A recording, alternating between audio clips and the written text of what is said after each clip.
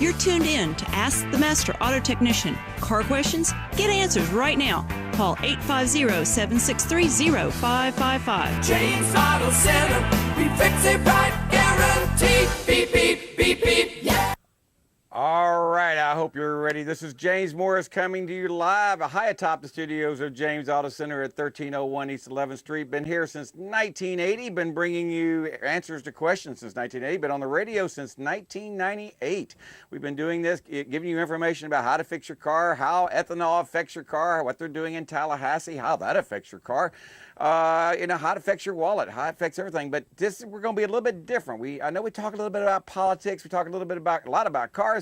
But I got Adrian Willie, and I think I'm saying his name correctly. He's running as a Libertarian candidate for the governor of the state of Florida. Now, at a full disclosure, I'm a member of the Republican Executive Committee. I cannot endorse any candidate of another party that's not a Republican. But what I can do is bring you information. Is what I want to do. I want to be fair and objective. I know Governor Scott's going to be running. I voted for him last time, which a lot of listeners did as well, because he seemed to be a lot better than the other alternatives we had out there. But Mr. Wiley, I want to welcome you to the show. How are we doing today, sir? Great, James. Thanks for having me. It's good to be with you. Well, thank you so much. Now, am I saying your name correctly? Because because some people say it differently. I've said some people say Willie. Is it Wiley or Willie? It's Wiley, yeah. Wiley. And I'm a little confused. You wanted to talk politics? I was calling about the EGR valve on my Chrysler 300. I tell you what. If you have a Chrysler 300 and you have an EGR problem, I can empathize with that problem. I really can. But no, we are here to talk a little bit about, and that's what I called you about earlier this week. I had actually people that subscribe to my Facebook wall or listen to the show. They sent me some questions, and I said, well, great. So let's get right to it. Then the second part of the interview after break, we'll hopefully get questions from the listeners out there that maybe on these certain points you've given answers to. But we're going to talk first about education. That seems to be on everybody's mind out there. Do you have a detailed plan for fixing the school grading system they have out there in Florida, as well as a plan for improving and removing the FCAT? Now, when I say that, I know that it seems to be on the education level, it seems to be the dumbing down of our students. And I know you don't like the voucher program, and can you explain why? And so you have the floor, sir.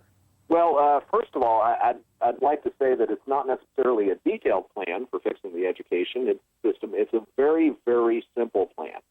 And it's based on the idea that the state government, and more so the federal government, has been, giving edicts to the local school boards, the local schools, and that has caused much of the problems that we have today in education.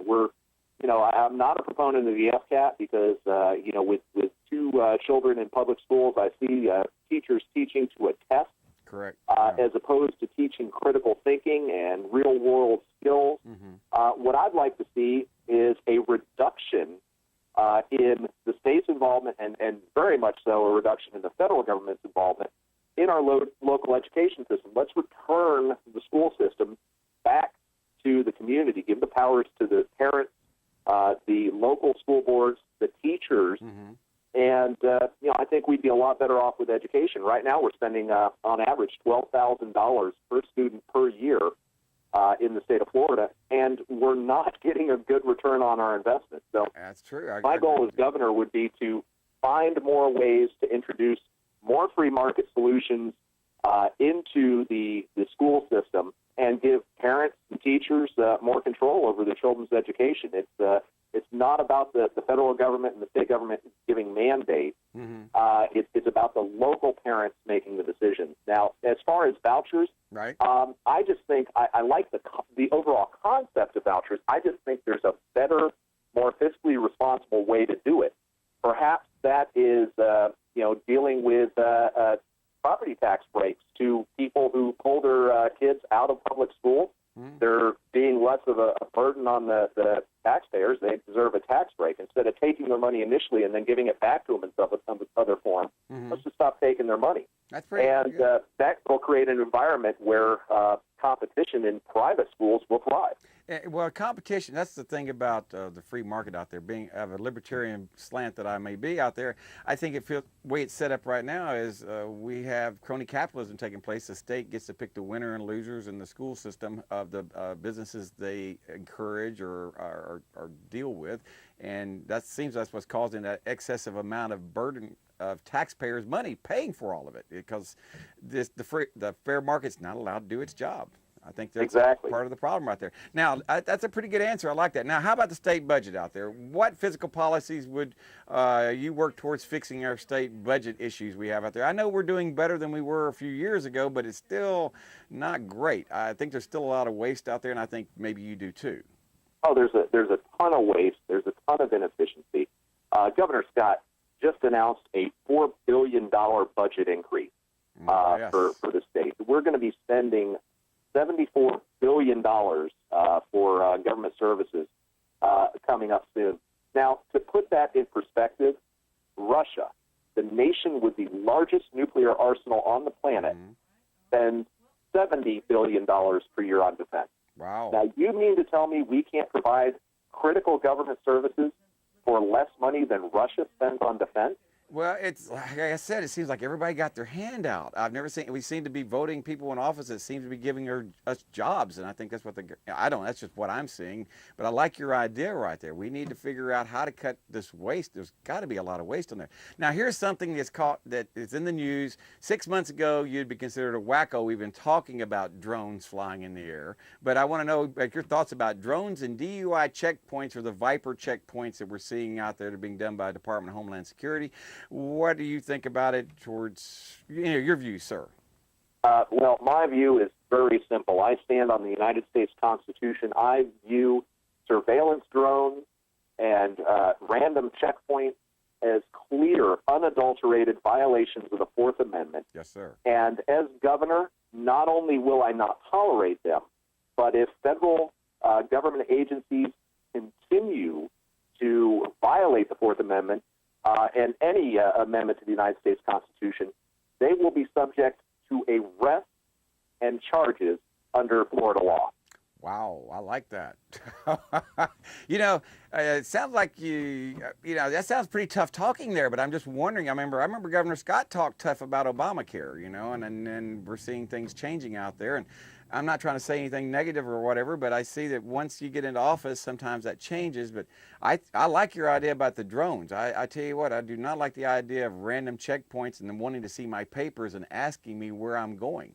Where have you been? Where are you going? Well, I thought this was America. I could go wherever I wanted to without having to explain it. So I see your point there. Now, here's something that's a little controversial, even though our local legislators ignore this fact that 70% of the people in Florida would like to see decriminalization of marijuana, and other states have done it. Would you follow suit with other states that have decriminalized marijuana, like Colorado, Washington State, Michigan? There's several states that have some form of decriminalized it for medical use or whatever. Would you follow that, or would you say, no, we're going to have this hard line of making it zero tolerance? Well, in general, libertarians believe that you're free to live your life as you see fit, so long as you don't do any harm to anyone else. And this is one of those issues where, it may not be the best choice in the world that you could make, but government doesn't have the authority to tell you what to do with your life. I'm currently serving as the chairman of the Libertarian Party of Florida. And there is a bill up in Tallahassee right now called the Kathy Jordan Medical Cannabis Act, yes. Which the Libertarian Party of Florida co-authored, and also our lobbying team up there is heavily supporting. The answer to that question is not only do I agree with decriminalization, ending prohibition on marijuana, I would pardon anyone who has been convicted solely on the basis of marijuana possession, so long as they committed no violent crimes or theft or anything like that. If they have been incarcerated solely on the basis of possession, I would pardon them. I understand what you're saying. I know the same person this bill is being put into in committee was arrested by the police the day after it went to committee, if I understand correctly. It's absolutely one of the worst cases of corruption that I've ever seen. The Manatee County Sheriff's Office arrested Ms. Jordan after this bill was introduced in the House. This woman, she's elderly, she's in a wheelchair. She grows marijuana to alleviate the symptoms associated with her very debilitating Lou Gehrig's disease, ALS.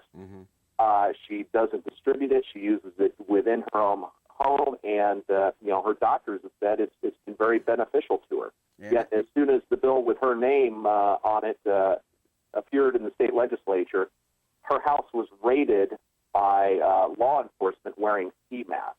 It kind of reminds you of another country years ago did similar things. If you spoke bad against the government or did something that they didn't approve of. I think you know what I'm saying, but we seem to be moving towards a fascist society out there. Now, let's move on to the next one. What can you do to prevent the federal government from enacting the Affordable Care Act? I mean, like I said, Governor Scott ran on a platform, no, we're not going to do it. But right now it seems like we're rolling over and say, okay, we're going to do this because we have no choice. But I know ever since the War of Northern Aggression, the states' rights issue has been kind of dead. And I know that a lot of liberals like to call us new Confederates, which we're not. But I really think this is a states' rights issue still, even though maybe it's a tax. I don't know what your viewpoint is on it. Absolutely, it's a states' rights issue, and the 10th Amendment to the United States Constitution reserves all powers not specifically enumerated to the federal government to the state and to the people.